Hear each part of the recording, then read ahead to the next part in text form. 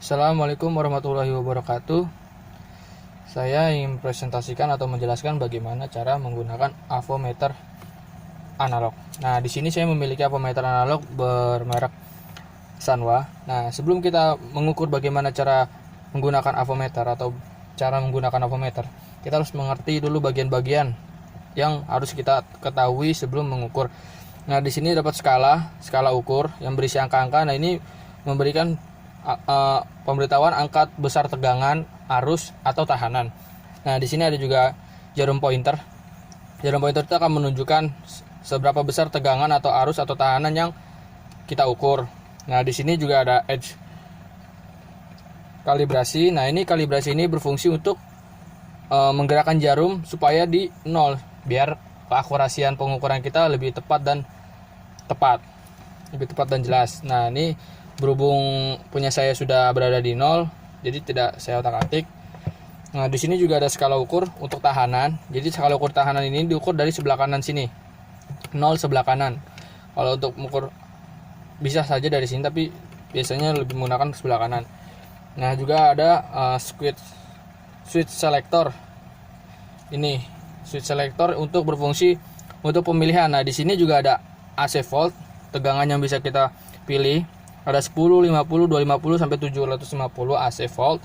Di sini juga ada pengukuran. Di sini ada DC ampere, pengukuran arus. Di sini ada DC volt, pengukuran DC volt.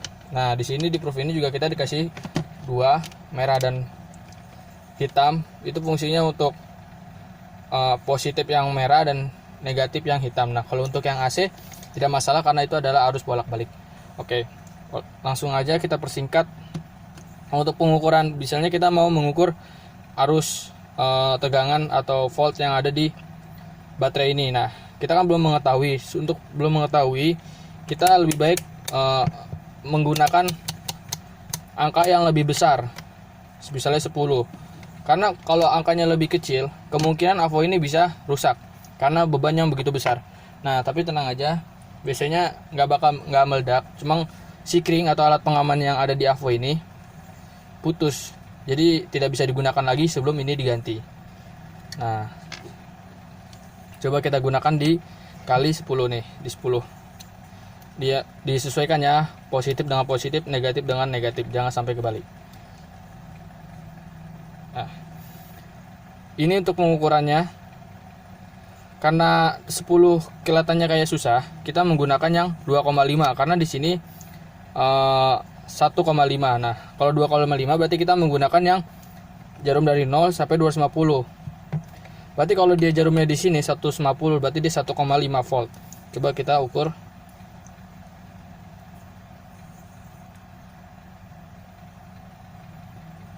Nah, 1,5 volt lebih sedikit. Enggak ada lebih satu jarum, tapi plus minus 5%. Ini masih masuk. Nah, untuk mengukur tahanan, sebelum mengukur tahanan, kita menggunakan menggabungkan probe ini. Tapi sebelumnya kita ubah dulu ke tahanan. Misalnya kita akan kalikan dengan 100 misalnya. Kita ukur. Nah, ini kan belum pas. Jadi kita pasin. Nah, jadi setiap mengukur tahanan itu harus kita pasin. Nah, ini saya mengukur resistor. Kalau resistor ini nggak masalah ya, positif negatifnya di mana. Nah, kalau misalnya mau pakai 1000 juga kita harus mengukur ulang. Tuh, oh udah pas. Coba kita kali 100. Nah, angkanya pas di angka 1 yang paling atas. Jadi ini besaran hambatan di resistor ini adalah 100.